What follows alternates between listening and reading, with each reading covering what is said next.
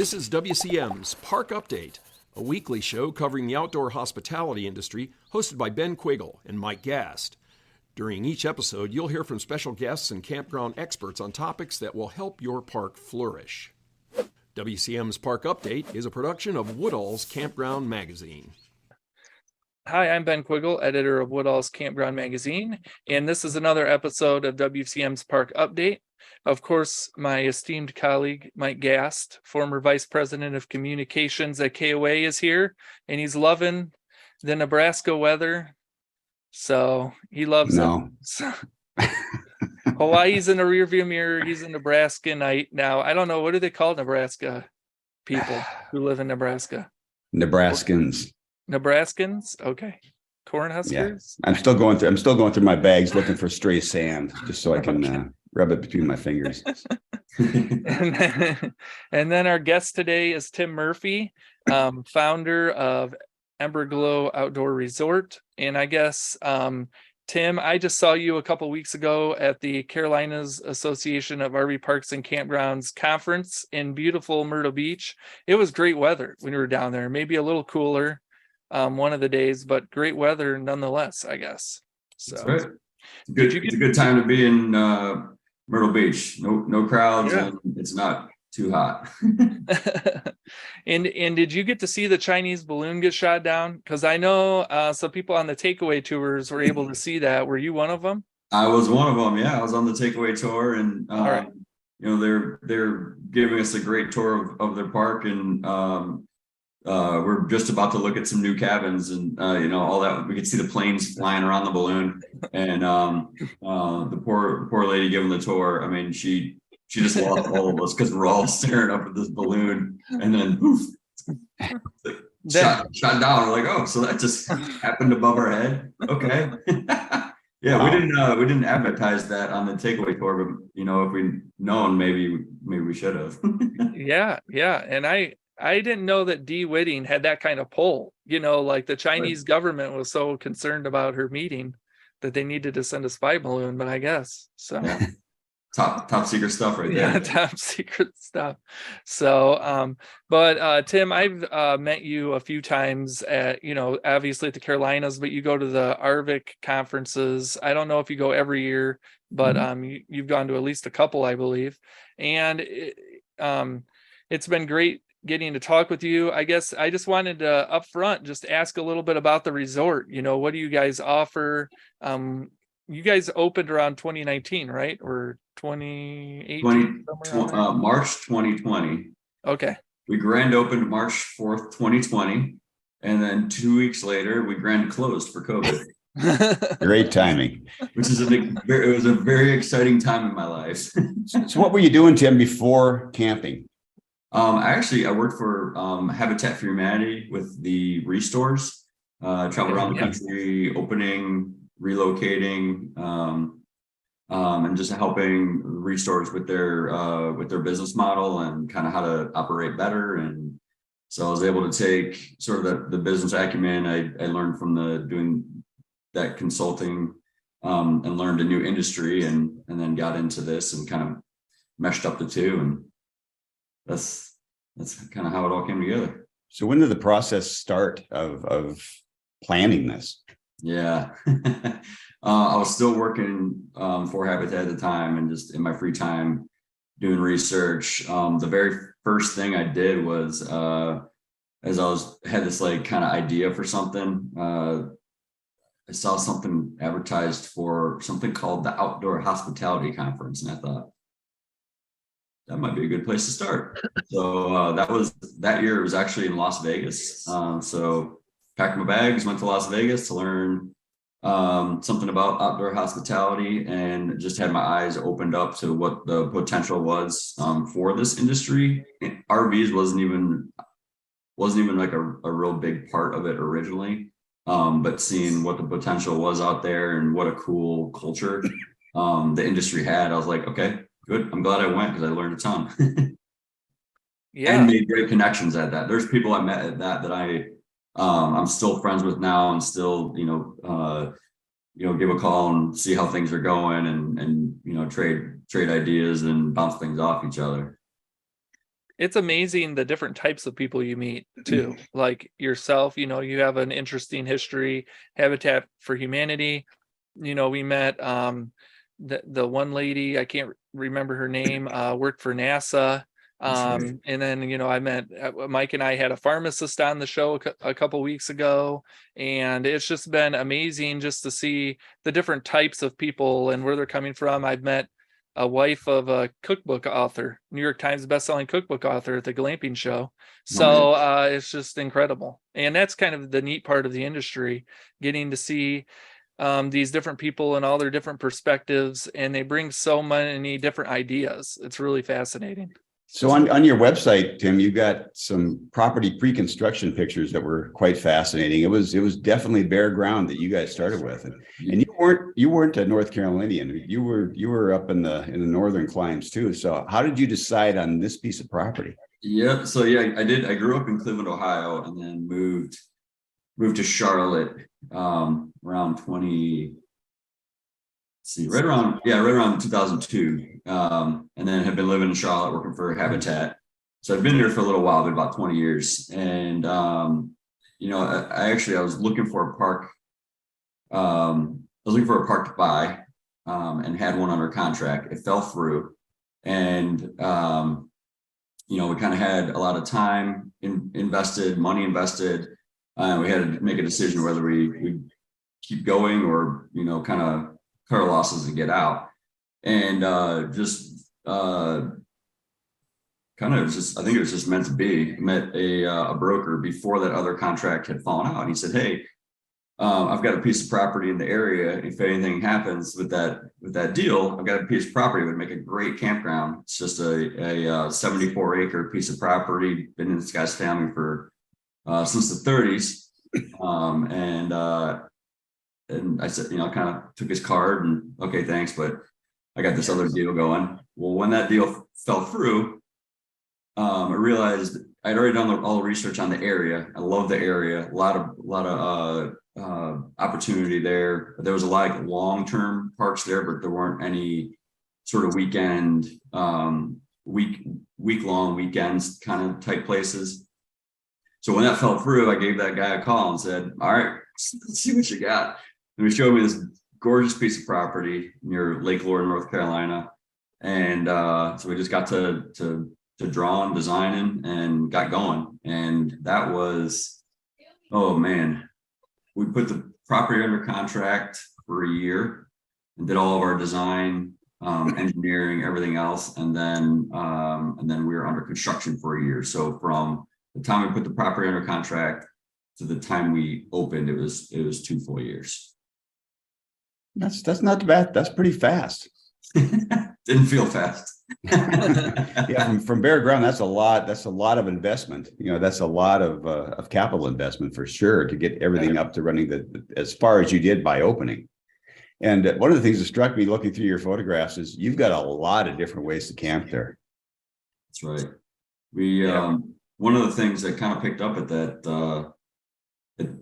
that first conference and then conferences after that was, kind of a lot of people had their different idea what camping is. And so I said, all right, so obviously our RVs, that's, an amazing part of this industry. And then tent camping is part of that. And then I said, the campground experience is a great experience, but not everyone is willing to sleep in a tent and not everyone owns an RV. So what else is out there? And I saw that there's glamping pods and yurts and tree houses and vintage trailers, all kinds of stuff. And we decided to dabble with a little bit of each of those to see what would be popular. And that ended up being one of the things that was popular was the variety. And we had people come back, and depending on what kind of trip they're doing, they may we joke, it's like collect the set. They want to stay in all the different things we have. And then other people, when they come with their wife, they like to stay in this thing. And when they come with their, the kids, then they all like to stay in this unit. So it's just kind of, we've got a huge variety of things to stay in. And that's been really good for us. What what are some of the big draws for your campground? Like, what are some of the things that the campers really say, wow, we like this about your park, or this is why we came? Yeah, I'd say, when you kind of think of camping, like in the sort of literal sense of camping, we try to stick as close to that as we could.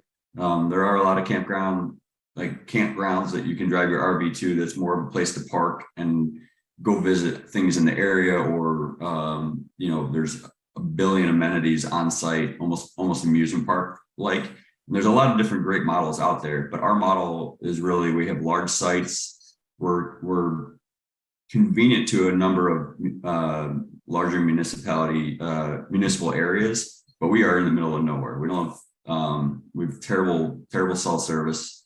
At night it gets hand in front of your face dark, and we like that. That's kind of one of the reasons people come. We've got 3 natural creeks that originate sort of back in the woods on the property, starting to bubble out of the ground, and all the kids like to play in that.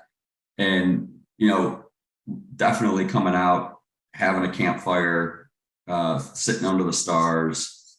We've got 3 miles of biking and hiking trails, so it's really that sort of that true like outdoor camping experience, sort of on your own level. If it's in your RV, or if it's in a tree house with air conditioning and heat and plumbing, we have that, and then kind of everything in between.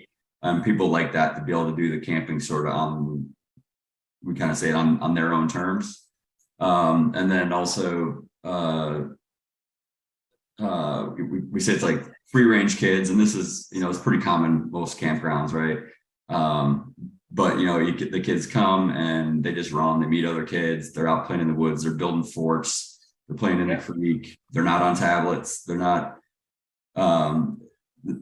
there's not a lot of like structured things that they're doing. They're just playing, which is awesome, and we love to see it. So is Wi-Fi still available there? It is. Yep. So we invested in the best Wi-Fi we can get there, and that is also how you make a phone call if you need to. You have to get on Wi-Fi calling, and you use your phone, but it uses the internet. We don't have TVs in any of the units. We don't have cable. If there is something you really want to watch, you can bring a tablet or a device. Everyone's got them, and watch something on your device using the internet. We do that like kind of premium thing. We get I think we do 3 up, 3 down for free, and if you want more than that, you pay for more internet. But it's are you seeing like working people show up at the park, or are you mainly just like a destination for like people who are trying to escape work, I guess? Yeah, it's funny, a little bit of both. On the weekends, definitely some people are like, my cell phone doesn't work here, and I am happy about that. And this like literally unplug. And then since our internet is really good, we have especially not unlike anyone else, like during COVID, people started looking for places that internet worked well, and they just come set up shop and stay for a few days, and work in the morning, and then be out playing in the afternoon with the kids. And that's actually one of our pushes this year, because it was successful during COVID, and we have everybody's always trying to fill weekday spots, so that's kind of one of our marketing pushes this year is good internet, come hang out, work in the morning, play in the afternoon, that kind of thing. So you opened the park right at the COVID time, and I know we've seen a lot of parks and campgrounds just swell up with new campers and new RVers. So has it been kind of difficult for you to gauge what a normal year kind of looks like, with the COVID? I mean, are you getting to that point where you think maybe this is more of like what a normal year is going to be like for us? Yeah, that's a great question. We so especially with we have a lot of lodging. We have a 50-50 mix of RV sites and lodging. So with the lodging, when we first opened, we left 3 days in between each guest, because no one knew anything at that point. So we wanted to make sure whatever heebie-jeebies were in the air had died off by the time the next guest got in there. And then as we learned more, we said we dropped that down to 1 day. and then we started doing, you know, back to back turns. But that was like a whole year of kind of weirdness and revenue lost and stuff. So we didn't really have any idea what that looked like. And then last year felt like more of a real year. But you know, I think one of the best things that happened during COVID was there was a lot of people who either didn't consider themselves campers or were interested, but like needed that extra push to get them there. So it brought in a lot of new people to the industry. And I think a lot of those people that never in a million years considered themselves campers or RVers really enjoyed the experience and liked it. So they, you know, they continue to do it, even though COVID's over, and they can go to Disney and they can go to Europe and Florida, whatever, wherever they wanted to go, they can, camping is still on their radar. I'd say just recently, the thing, at least personally, that I think we've learned is that, at least starting a new business, you know, obviously it was super scary at first because, you know, we had to close, but then like, because camping was one of the few things you could do, we had this like huge surge and like we took off, right? I mean, it was a weird way to open a business. It was also, it worked in our favor in that like everybody was looking for some place to go. I'd say the thing that we've learned looking back at last year is that once we had sort of a false sense of security, and that once Disney opened up and all these other places, we were competing. And I'd say last year we took our foot off the gas because we're like, hey, we're great, we're doing great. We got people coming. And by gas I mean marketing, right? We were very reliant on our social media and a couple other things, but we're like, you know, nah, we're great, we're filling up, we're doing. And then looking back, like this year, as people have tons more options, we should have kept our foot on the gas with the marketing. So that's kind of one of our big pushes this year is really focusing on our marketing again, and where's our, you know, shoulder seasons, midweek kind of stuff, and not taking our eye off the ball on that one. So you mentioned you're out in the middle of nowhere. What is staffing like? Is that a benefit to staffing because once you get them, you kind of have them trapped, or is it all work campers? Is staffing still an issue for you going into this year? It's a challenge, yeah. We've got some great folks, and we've been able to hang on to some great folks.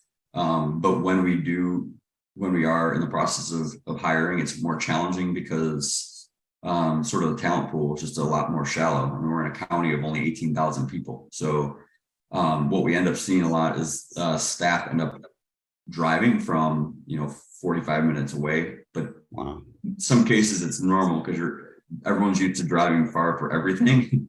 But it definitely makes it a challenge, right? And it also I mean, you should do this anyway, but it also makes you extra critical of taking care of your people and making sure that your reputation stays strong in the area, because all you need is one employee have a bad experience, and you know, especially if it was like a legitimate, like something didn't go well and you didn't treat the situation well, that kind of, you know, spoils the pot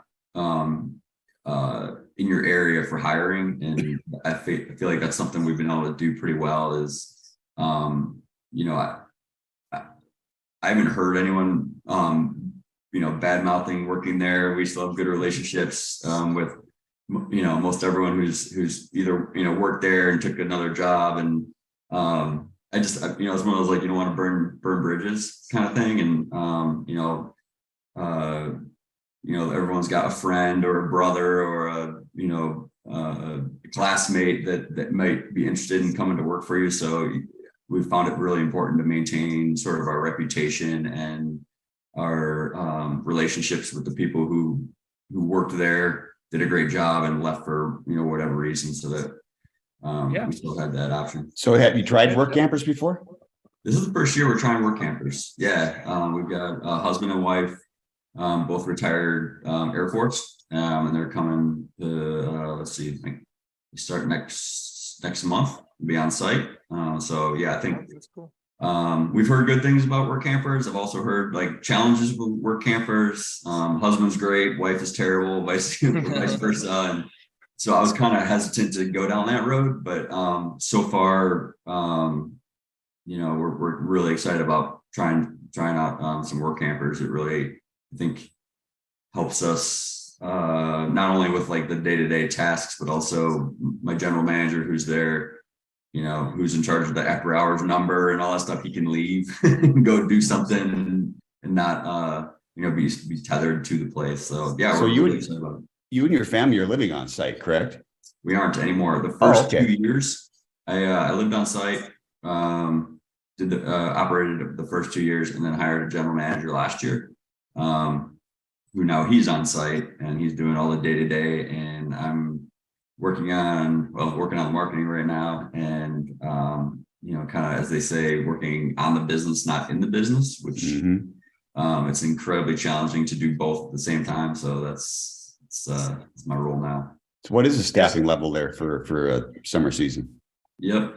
All in, we are at about 12, and that's both full-time and part-time. With all the lodging units, you need a good number of housekeeping. And it's it's interesting, and it's all these things you learn by doing, right? You could have one great housekeeper or maybe two great housekeepers that can easily clean all 20 units, but can they clean them all in 2 hours, or 3 hours, and someone checks out at 11 and the next group checks in at noon or 1, whatever the span of your turn is? And the answer is no. Even if they're are the best housekeeper in the world and fast, you can't turn them all. So you end up having a whole bunch of sort of some full-time, some part-time, that can expand and contract as you need them when you have a day that has a big turn. And then they get good at knowing what it's kind of like in a restaurant, like what's the equivalent of rolling napkins when there isn't something to turn, what's other work that can be done so that when they have those big turns, they're ready and you hit it hard. So I'd say housekeeping is one of our bigger numbers. And then, obviously grounds, pick up some of the high school kids over the summer to mow and weed whack and keep the trails clear. And, pool maintenance is just time consuming. But yeah, so I'd say we're kind of between 12 and 14 at peak of full and part-time staff. All right. Well, we have to take a break to recognize our sponsor, and we will be right back with Tim. So thanks. WCM's Park Update is being brought to you by Woodall's Campground Magazine. For over 5 decades, Woodall's Campground Magazine has aimed to provide park owners and operators with the relevant industry news they need to run their businesses more efficiently. As times have changed, so has Woodall's Campground Magazine. Besides just its print publication, which is distributed to more than 14,000 industry professionals every month, the magazine also reaches readers through its various social media platforms, including Facebook at WoodallCM, LinkedIn, and YouTube. Woodall's Campground Magazine also offers a daily e-blast which highlights the top news from the industry. The best part, everything we do is advertiser supported and free to our readers. As the outdoor hospitality industry continues to grow at a rapid pace, it is important to stay up to date on trends and other relevant news. Subscribe to Woodall's Campground Magazine at woodallscm.com. Hi, welcome back to WCM's Park Update, and we are talking with Tim Murphy from Emberglow Outdoor Resort. And I guess, Tim, how did you come up with the name Emberglow Outdoor Resort? Yeah, well, a few things. I wanted a name that I didn't have to share. Like it was a common name that I'd be confused if it's other things. So I wanted it to be original. It was funny. It was on one of our camping trips, and we were sitting around, and I realized that the best conversations it's not when the flames are early on in the night when the flames are high and just get started. The best conversations and the depth of kind of bonding with the community that you're there with is after the big flames and after the logs are hot coals at that point, and it's the embers, it's the hot Yeah. the hot embers, and that's when the best, sitting around the campfire, that's when the best conversations are had. And that's kind of what we came up with. So Tim, you got a lot of amenities there. Some of them passive, sports fields, Gaga pits, the jump pillow. What that we all know that the worst thing a campground owner could do is stand still. So what's coming at Emberglow? You got to have a phase 2, 3, or 4, wherever you're at. Yeah. What's next? So short term, we've got a couple of like smaller like playground items that are going in. We kind of have a kind of free range playground kind of where there's like just objects through the woods. Not one gigantic play structure, but a number of different things that kind of encourage kids to use their imagination and build things and use it differently. So we're adding some of that. More long term, we just we're almost complete with a master plan that we did with the environmental design group in out of Ohio. They came down. We walked every inch of the property. We told them where we are now, what we want to be, what we don't want to be, and sat down and did a lot of back and forth on, what size do we want to get to, and as capital comes available, where are we putting it? So we're not accidentally putting things in places that we didn't want it. So we have a pretty good plan now of what that looks like, and now our next phase is kind of figuring out where's the capital coming from, and what our time frame is on these things, and that includes more lodging units, that includes splash pad, more RV sites, a pavilion, another pavilion. We've got one that will, as we grow, will be more oriented with the pool, and then we'll build another one that's independent of that. We just added a food truck for this season. We decided to get into the pizza business, and it's been fun learning sort of a new micro business within your business. That's going to come on kind of full guns this year. We've got what else do we have going on? So has there been any thought to like opening another park or acquiring another park? Yeah, absolutely. I would love to do another park. There's kind of an area that I feel like is underserved in North Carolina. So if I could find a piece of property and the timing works out, then I'd really love to build another one in that area. But also there's a lot of work in that, and the return on that is not as fast as buying a park that has a customer base and, putting a little bit of capital into it and running it potentially better than it was run before. I mean, that's right. That's a heck of a lot easier. So we'd like to potentially do that sort of that model before we built another one. But yeah, I mean, my partner and I talk about, this is a lot of work for one park. So, ideally there's more Emberglows around the kind of southeast. So do you have enough of a land footprint right now to do what you want to do eventually at Emberglow, or is there more land to be purchased adjacent?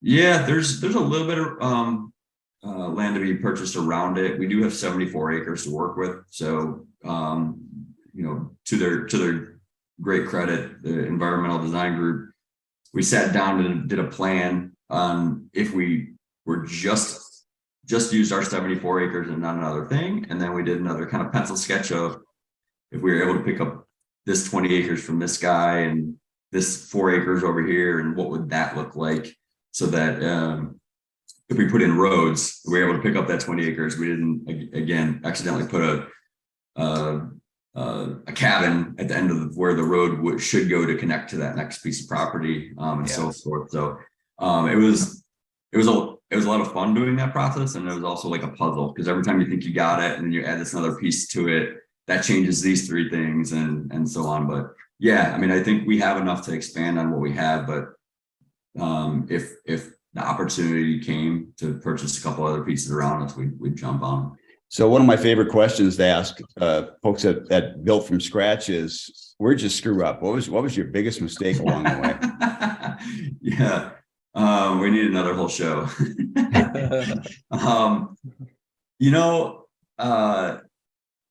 Engineering was such a big part of that. And I think I jumped in faster than I normally would have with an engineer, because they knew the right, or they knew there was a part that it was sort of a weakness for me. I didn't know that part. And then not that I was like unbelievably unhappy with the engineers we had, but there's a lot of engineers that they're sitting in the office and they're looking at a piece of paper and they're looking at a topo map, and they're drawing it in CAD, send it to you, send the bill, here's the thing, give this to your contractor to build. And that's not really, unless you have a flat piece of property with no trees on it and nothing else, like that doesn't really work for a campground. You have to come out. A lot of it was me working with our grading contractor, walking it, putting little flags in the ground, going, okay, this makes sense for the road. Once you have the road, like, okay, this would be a great site. Okay, let's leave this tree, skip over here. Oh, this backs up to the creek. We got to get a site in here. So it'd be like we ended up skipping maybe where we could have gotten a site in to put a better site in along a creek, and where things were put in the woods, like what trees do we want to keep there, and kind of using. It was a beautiful piece of property, so we wanted to be able to use that, and it was really hard with engineering. They'd draw something and then we'd stick flags in. I'd go back and draw all over their thing and send it back to them and be like, can you make it do this? And so that was a challenge. And then they're kind of like with the septic. This is the biggest takeaway. If you're at least in North Carolina, they base each RV site on 120 gallons a day per site for your septic. Wow. And there's, even if you do an engineered, an EOP, engineered operator permit, I think it's called, engineers they don't really want to back off those numbers until they have proof. So what someone suggested was to put a meter, like, I don't know what it's actually called, like a crap meter, and see how much is going into your septic. So that you can take it back to them and say, hey, this is how much we're using. We're not using 120 gallons a day, we're using X, right? And that was both good advice and bad advice. It was expensive to put that meter on, and it apparently corrodes really fast. So we ended up not doing it, which was bad. Later down the road, someone said you could just put our engineer said you could just put a water meter on. That would be fine to see how much actual water. Yeah, some's going in the pool, some's going irrigation, but like more or less, you're gonna have a number. It was like, I think the meter and the labor all in was like $3,000, and we had it going for about a year, and they're like, yeah, you're using about 35 gallons a day per site. That is a big difference between 120 gallons. So we had a septic system that was 2.5 times the size that we needed. So instead of us having to do another giant septic system for our next sections, we were able to show them that we're using this much, so therefore we can add this many more sites before we have to add another super expensive septic system. Yeah, that was all super valuable things that I could have used 4 years ago. yeah. And then Tim, you're also vice president of the Carolinas Association of RV Parks and Campgrounds. So we just wanted to get a little update before the show ends, just on how the association is doing, and what are some challenges that Carolina park owners face, I guess. I know when I talk with Dee, she talks about how they're trying to really push, on this eviction type law stuff, where they're trying to get rules in place to help you guys be able to get rid of campers who are being unruly, I guess. So that's right. Yep. I'm with the board. We have a lot of things going on. You spoke a little bit about the legislation. We've got a few hot ticket items. We're trying to get the 1194 adopted as not just something to a guide to go by, but like the sort of letter of the law. Trying to that law about there's like 5 words that need to change in that legislation about tenant eviction. When officers show up to get rid of someone, they treat it like a tenant landlord relationship, and it's not. So that's in the process of getting changed. So if you do have an issue with a long-term guest, you can make them go. And then there's a couple other things, and it's that sort of thing is very expensive. So on the other end of it, we're also trying to like figure out how to, you know, raise the money to pay for lobbyists, because that's how you do this. Is, you know, you get someone in the politician's ear, and you orchestrate how this is written and all that stuff. So, you know, another big push that we're doing is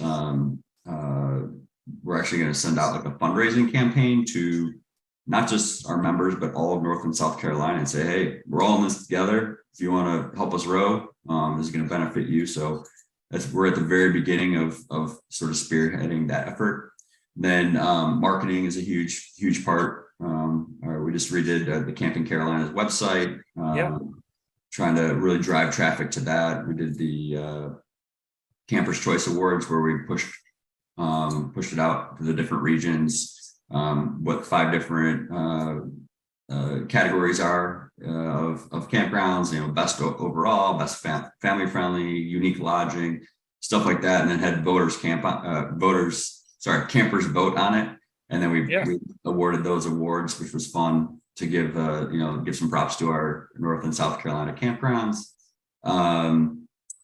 Obviously the trainings, we do a lot of training, vendor discounts. We just really want to make it like beneficial to be part of the association. We all believe in it, and, you know, we're all trying to run individual businesses, but if there's ways that we can collectively help each other out, then, you know, that just makes sense. So has there been a lot of turnover in ownership in the Carolinas and campgrounds? There's been a number of campgrounds. I'd say the trend we're seeing right now is the mom and pop being bought up by either a larger corporation or a company that's buying multiple parks. And maybe, you know, everything from Sun Properties to I can't think of one of the names right now, but just sort of more regional. You know, they've got 3 or 4 and they're looking to expand, or, you know, that sort of thing. So we're seeing that. And as far as like membership goes, that's also been a challenge where, you know, folks have been a member of Carvick year over year. And then when the park sells, the new members like, what do we need? What do we need an association for? Or what do you do? So like, that's been like a new challenge for us, but also I think we're rising to the challenge, and that we've got some great offerings that if we can get their ear, then the value proposition makes sense for them. Does that, you know, you mentioned the corporation, you know, type ownership groups, how that changes the association. Is that part of the reason why you guys have to look at different ways to like raise money for some of the different things that you want to accomplish? Because it's, you know, they may not be showing up and doing the auctions like they would have normally. You know, I'd say so far, I'd say the majority of the ones in North and South, or at least have properties in North and South Carolina, have been pretty supportive, and have come to conference, and have engaged in the, you know, the things we're doing. There's I was just talking to one of the owners of one of the kind of larger companies, and they're interested. They want to be on the membership committee with me, which is great, you know.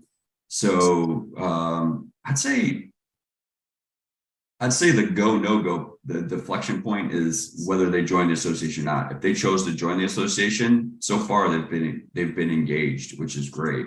It's just a matter of we already have this, but we don't need that. What do you provide?